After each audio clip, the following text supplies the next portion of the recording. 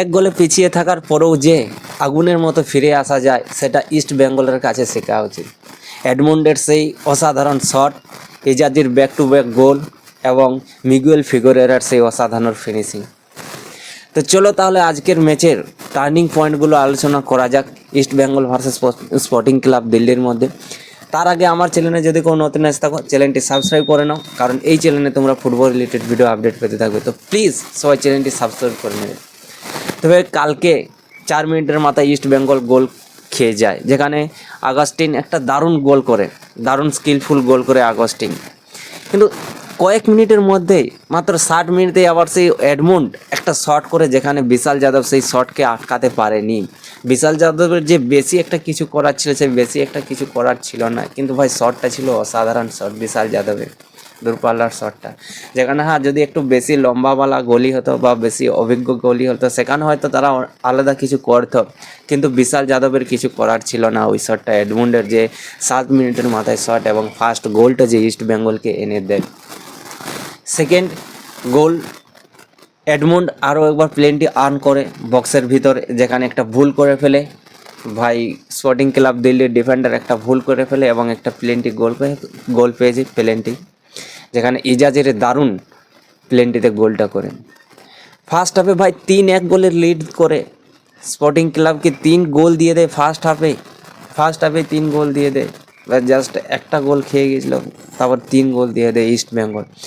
দেন 94 মিনিটসের মাথায় যে মিগুয়েল ফিগুরেরার যে লাস্ট গোলটা, ওই গোলটাও ভালো ছিল।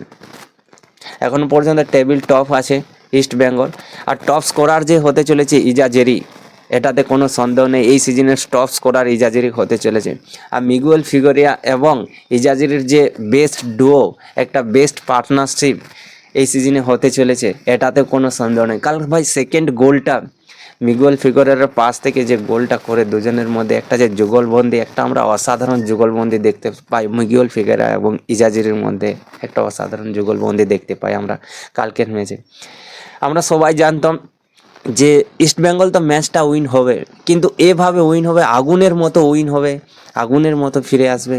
বা কালকের ম্যাচটা ভাই যে একটা চোখে লাগার মতো ম্যাচ, ইস্ট বেঙ্গল সমর্থকদের কাছে একটা চোখে লাগার মতো ম্যাচ, সেই ম্যাচটাই তো দেখার ছিল যে এইভাবে ইস্ট বেঙ্গল ঘুরে আসতে পারে।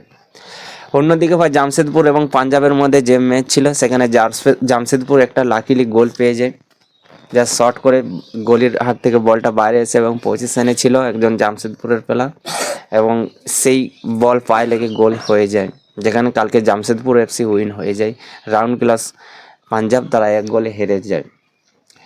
সো টেবিল টপ করছে ইস্ট বেঙ্গল, ওদিকে জামশেদপুর সেকেন্ড আছে, কারণ তারাও 2টো ম্যাচ জিতেছে, ইস্ট বেঙ্গলও 2টো ম্যাচ জিতেছে। ইস্ট বেঙ্গল বেশি গোলের ব্যবধানে ম্যাচ জিতেছে।